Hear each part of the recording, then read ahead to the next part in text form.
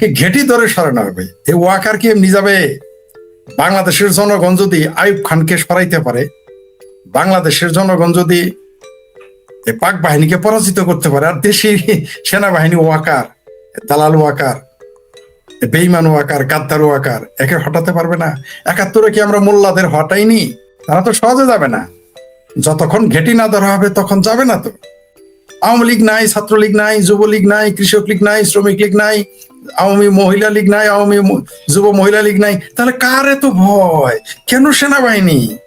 কার জন্যে সেনাবাহিনী রেখেছে? কি জিনপরি ডরে না ফেরেস্তাদের ডরে? ঘটনা কি? তালমে কুস্তো কালা হায়। আচ্ছা, এখন তো আওয়ামী লীগ নাই, এখন তো শেখ হাসিনা নাই, তারা না বলে আওয়ামী লীগ ১০০ বছরও আসবে না। এই চিঙ্কু বাম, মিঙ্কু বাম, শিঙ্কু বাম, জামাত, হেফাজত, তারপরে মগা মৌদুদির উম্মত যারা আছে এই দেশে, সেই গণতন্ত্রের পাহারাদার, সেই গণতন্ত্র এখন তারা কোথায়? সেনাবাহিনীকে বেড়াকে যাইতে পারে না কেন? এরাই না সেই লোক, এরাই তো তারা যারা বলেছে আওয়ামী লীগ, ছাত্রলীগ, পুলিশ হটিয়ে দেখো, পুলিশ সরায় দেখো। এখন দেখি এরা সেনাবাহিনী ছাড়া চলতে পারে না, এতই তাদের জনপ্রিয়তা। বেহেশতের টিকিট বেচা শেষ, গণতন্ত্রের জাতীয় ভাইয়া চলে এসেছে। যখন সেনাবাহিনী বেড়াকে ফিরে যাবে, পাবলিক পেটে পাড়াতে গোবাইর করে ফেলবে, সেটা তো আমি বরাবরই বলে থাকি। এই আসিফ সারেরা তারা কিন্তু পালায় যাবে, নিশ্চিত থাকেন। এদের যখন এই তথাকথিত এই সরকারের পতন ঘটবে, এরা তো বুঝতে পারবে, কারণ জাহাজ ডুবার আগে ইন্দুর বান্দররা টের পায়, এরা পালিয়ে যাবে। দেখবেন এদের কি যদি থাকে দেশে কি পরিণতি হয়, আমরা নিজের চোখে দেখবো, স্বচক্ষে দেখবো, আমরা স্বচক্ষে দেখবো। যারা আমাদের বলে না যে তোমরা কেন আত্মগোপনে আসো, তোমরা কেন মাঠে নামো না, আমরা তখন বলবো আসো বাবা, আসো মাঠে আসো। আমরাও বলবো। এগুলো একটা সুবিধা হয়েছে কি জানেন, আমার ভাবির পোলার আজকে যা যা বলতেছে, জাস্ট ক্ষমতার গণেশটা উল্টে গেলেই আমাদের কষ্ট করে গবেষণা করে বই পড়তে হবে না, লিখতে হবে না, বলতে হবে না। জাস্ট আসিফ সার কি বলেছিল, আমার ভাবির পোলা কি বলেছিল, রড মাজাহার কি বলেছিল, দৃক শহীদুল কি বলেছিল, আনু গ্যাং কি বলেছিল, কমরেড আনু বিহারি কি বলেছিল, বদরুদ্দিন উমর কি বলেছিল, জামাত কি বলেছিল, হেফাজত কি বলেছিল, চামড়া নাইপির কে বলেছিল, বিএনপি কে বলেছিল, জাস্ট ওগুলো কাট কপি পেস্ট করে বললেও কষ্ট করে আর লেখাপড়া করতে হবে না। সেনাবাহিনী বেরাকে ফেরত যাওয়ার পর বেরাকে ফেরার কোনো লক্ষণ দেখেন? শুনেন, বিলাই সহজে গাছে উঠে না আর সহজেও নামে না। তো এরা জনগণ ফেরাবে একে সেনাবাহিনী। শুনেন, বালুর চরে হাগা আর শ্বশুর বাড়ি খাওয়া এত আরামের জায়গায় কোনো ঘর জামাই ছাড়ে? তাকে ঘেটি ধরে সরানো হবে। এই ওয়াকার কি এমনি যাবে? বাংলাদেশের জনগণ যদি আইয়ুব খানকে সরাইতে পারে, বাংলাদেশের জনগণ যদি পাক বাহিনীকে পরাজিত করতে পারে, আর দেশি সেনাবাহিনী ওয়াকার, দালাল ওয়াকার, বেইমান ওয়াকার, গাদ্দার ওয়াকার একে হটাতে পারবে না? ৭১ কি আমরা মোল্লাদের হটাইনি? ৭১ কি আমরা মোল্লাদের পরাজিত করিনি? ৭১ কি আমরা মোল্লাদের আব্বা, পাক বাহিনী, পাকিস্তানি মিলিটারিদের আমরা পরাজিত করিনি? আমরা এবারও করবো, কেন পারবো না? অবশ্যই পারবো। তারা তো সহজে যাবে না। যতক্ষণ ঘেটি না ধরা হবে তখন যাবে না। তো সোজা আঙ্গুলে ঘি উঠবে না, তখন আঙ্গুল আমরা বাঁকা করবো, এই দেশের জনগণ বাঁকা করবে। এই দেশের সেনাবাহিনী যে কত বড় গাদ্দার প্রমাণ হয়ে গেছে।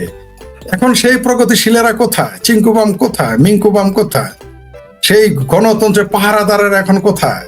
সেনাবাহিনীকে কেন বলা? একবারও তাদের মুখ থেকে আসলো না ওয়াকার তুমি বেড়ে যাও।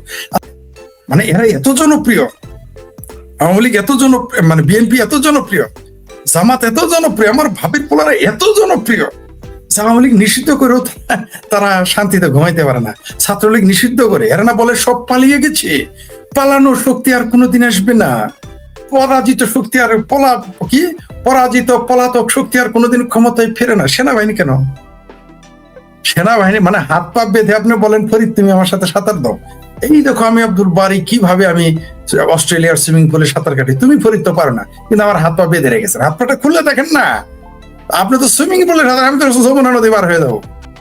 তো বাংলাদেশে যারা বলতেছে হাত পা বেঁধে আওয়ামী লীগ সাঁতরাইতে জানে না, ওই ঢাকার সুইমিং পুলে সাঁতরায়, তো আওয়ামী লীগের হাত পা খুলে দেখ, ওই সুইমিং পুলে আর যাবে যমুনা সাঁতরা। হিয়াল, হিয়াল বুঝেন? হিয়াল মানে শিয়াল। হিয়ালে কয় গাছরা গেলে পানি উঠুক, দিই শালা কাক থাকে করি। বামেরা যা বলে আওয়ামী লীগ আসবে না, বামেরা কই থাকবে?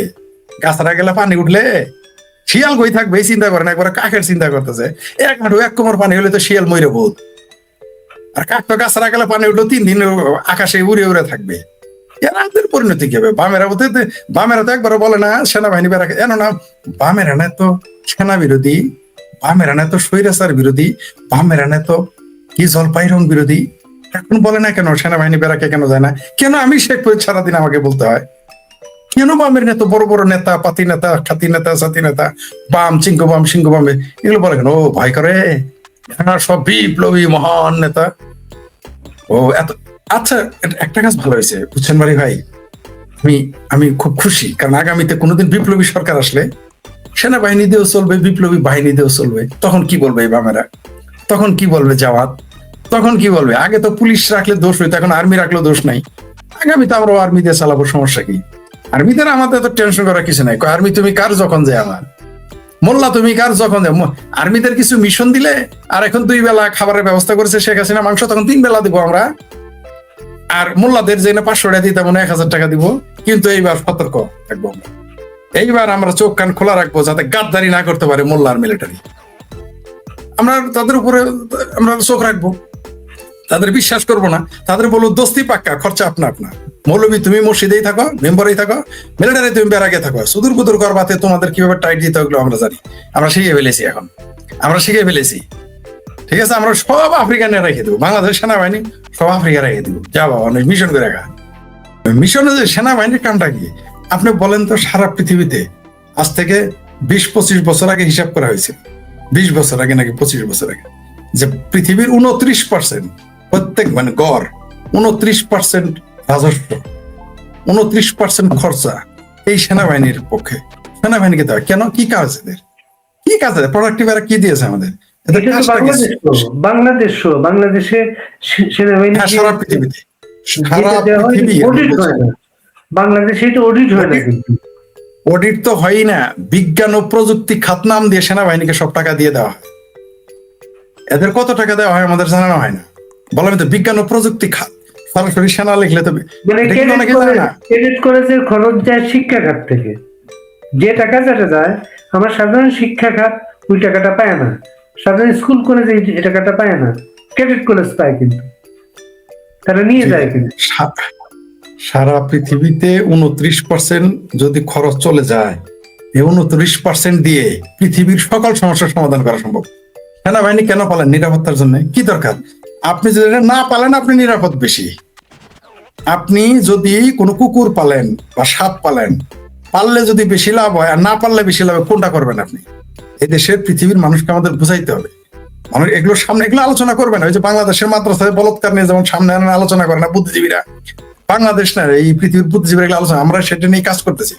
আশা করতেছি আগামী 10 বছরের মধ্যে পৃথিবীতে যে সামরিক খাতে ব্যয় করা হয় সেগুলোকে আমরা রুখে দেবো। আমরা কাজ করতেছি, সবকিছু তো বলা যায় না, আমরা কাজ করতেছি।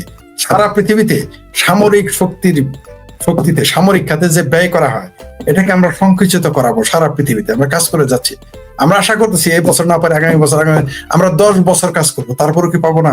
এই পৃথিবীতে 29, আপনি যদি 10% শুধু শিক্ষা খাতে ব্যয় করেন আর 10% প্রযুক্তি খাতে ব্যয় করেন এই পৃথিবীর আয়ের, বলেন তো পৃথিবীতে কোন মানুষটা শিক্ষিত থাকবে? ফ্রি সারা পৃথিবীর মানুষকে মাগনা পড়ানো সম্ভব, সারা পৃথিবীর মানুষকে স্বাস্থ্য খাত ফ্রি করে দেওয়া সম্ভব, সারা পৃথিবী। কিন্তু এই 29% এই সেনাবাহিনী, পৃথিবীতে মানুষই একমাত্র প্রাণী যারা কত বড় বেকুব, নিজেদের হত্যা করার জন্য নিজেরাই তৈরি থাকে। বাঘ যখন পেট পুড়ে যায় আর খায় না, সিংহ পেট ভরে গেলে আর খায় না, হায়নার বাচ্চা যে হায়না যারা নাকি কখনো থামে না, এই হায়নারাও কিন্তু যখন পেট ভরে যায় তারপরে কিন্তু আর খায় না, হত্যা করে না, শিকার করে না। কিন্তু মানুষ একমাত্র প্রাণী যারা গোডাউন বানায়, যারা প্রত্যেক দেশে সেনাবাহিনী বানাইছে আরেকজনকে মারতে। এই সেনাবাহিনী বানাইছে কি পাখি শিকার করতে? সেনাবাহিনী বানাইছে কি ডাঙ্গুলি খেলতে? সেনাবাহিনী এদের কাজটা কি? কেন? দেখেন মানুষগুলো কত ভণ্ড এবং হারামি, কত নির্বোধ এবং কত হিপোক্রেটরা। একই সাথে তারা যুদ্ধের বিরোধিতা করে কিন্তু একবারও সেনাবাহিনী নিয়ে সমালোচনা করে না। মিডল ইস্টে যুদ্ধ চাইনের শান্তি চাই, যুদ্ধ চাইনের শান্তি চাই, ঠিক আছে, no war peace, we want peace. আরে গর্ধব, তুমি পিস চাও, তুমি সাপের আখড়া বানায় আমি যদি বলি যে আমি সাপে কেন মরি হবে? আপনি যুদ্ধের সরঞ্জাম বানাবেন, সৈনিক বানাবেন, সৈন্য বানাবেন আর বলবেন পিস চাই। তো সেনাবাহিনী কি তোমার সাথে কি ডাঙ্গুলি খেলার জন্য বানানো হয়েছে? কুতকুত খেলার জন্য হয়েছে? সেনাবাহিনী তো মানুষ মারার জন্য বানায়, পৃথিবীর একমাত্র প্রাণী, বললামই তো। বাঘ কোনো বাহিনী বানায় রাখছে যে তার বাঘ মারবে, শিয়াল কি বাহিনী বানায় রাখছে শিয়াল মারবে, গরু কি বাহিনী রাখছে গরু মারবে, মানুষ একমাত্র প্রাণী। আবার তারা বলে আমরা নাকি শ্রেষ্ঠ জীব। কত বড় বদমাইশ! সবচেয়ে নিকৃষ্ট হচ্ছে মানুষ, যারা নিজেদের জাতিকে হত্যা করার জন্য তৈরি করে। আর আর বুদ্ধিজীবীরা আরো বড় বদমাইশ, কলাম লিখে শান্তি চাই, যুদ্ধ চাই না, শান্তি চাই মিছিল করে, কিন্তু একবারও বলে না সেনা বা খাত কমাও, সেনা খাতে কমাও, এটা বলে না। সামরিক বাজেট কমাও, শিক্ষা খাতে বাড়াও, সামরিক খাতে কমাও, স্বাস্থ্য খাতে বাড়াও, সামরিক খাতে কমাও, মানুষের জীবন মান উন্নয়ন পরিবেশের জন্য বাড়াও, এই স্লোগান নিয়ে আসে না। যুদ্ধ কমাও, তা আপনি আপনি ঘরে আগুন জ্বালায় বলবেন ধোঁয়া হয় কেন, ধোঁয়া হয় কেন? আরে ভাই, আগুনটা নিভেই দিলে তো হয়। ধরেন পৃথিবীতে কোনো সেনাবাহিনী নেই, কে কারে মারে? পৃথিবী, সুইজারল্যান্ডে তো সেনাবাহিনী নেই, সুইজারল্যান্ড টিকে নাই। সুইজারল্যান্ড কিভাবে টিকে আছে? সুইজারল্যান্ডে তো পৃথিবীর অনেক দেশ আছে সেনাবাহিনী নেই, তারা টিকতেছে না। সেনাবাহিনী হলে দেশ টিকানো যায়? সেনাবাহিনী হলে যদি দেশ টিকানো যায় তাহলে পাকিস্তান ৭১ ভাঙলো কেন? আর পারমাণবিক বোমা থাকলে যদি দেশের নিরাপত্তা থাকে তাহলে সোভিয়েত ইউনিয়ন ভাঙলো কেন? সোভিয়েত ইউনিয়ন কেন ভাঙলো? এই সমস্ত লজিক এখন চলবে না।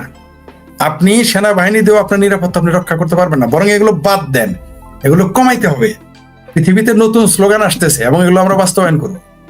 নাকি তো মনে করে যে শুধু বাংলাদেশ না, আমাদের অনেক কাজ আছে ভাই। কেউ আমাদের প্রতিদ্বন্দ্বী ভাবেন ভাই, ভাইবেন না ভাই, আমাদের বহু কাজ আছে। আমাদের কাজ একটা না যে বাংলাদেশে শুধু মুক্তিযুদ্ধের পক্ষের সরকার আনে, আমাদের আরো বহু কাজ আছে জীবনে কাজ করার। আমরা মানবতাবাদী মানুষ। যুদ্ধ আপনি আপনি ওই যে ডক্টর আহমেদ শরীফ স্যার বলছিলেন যে ধর্ম নিয়ে কারবার করবেন আর বলবেন সাম্প্রদায়িকতা আসে কেন? ওটা যেমন আর কি, তেমনি আপনি সেনাবাহিনীর জন্য বন্দুক কিনবেন, কামান কিনবেন, ট্যাঙ্ক কিনবেন, পারমাণবিক বোমা বানাবেন, আপনি সাবমেরিন বানাবেন, এগুলি কি আর কি করার জন্য? এগুলো কমাতে হবে, এই সকল কমাতে হবে। মানুষের স্বাস্থ্য, মানুষের প্রতিভা যাতে ডেভেলপ হয়, মানুষকে দক্ষ করতে হবে, সেই কাজে আমাদের নিতে হবে। মানুষকে বিজ্ঞানমুখী করতে হবে, মানুষকে কিভাবে ডেভেলপ করা যায় সেই কাজ করতে হবে। আপনি সেনাবাহিনী নিয়ে আসবেন, এগুলো আমরা, আর পৃথিবী এটা মানবে না, এক সময় না এক সময় তো প্রতিবাদ করবে। জি।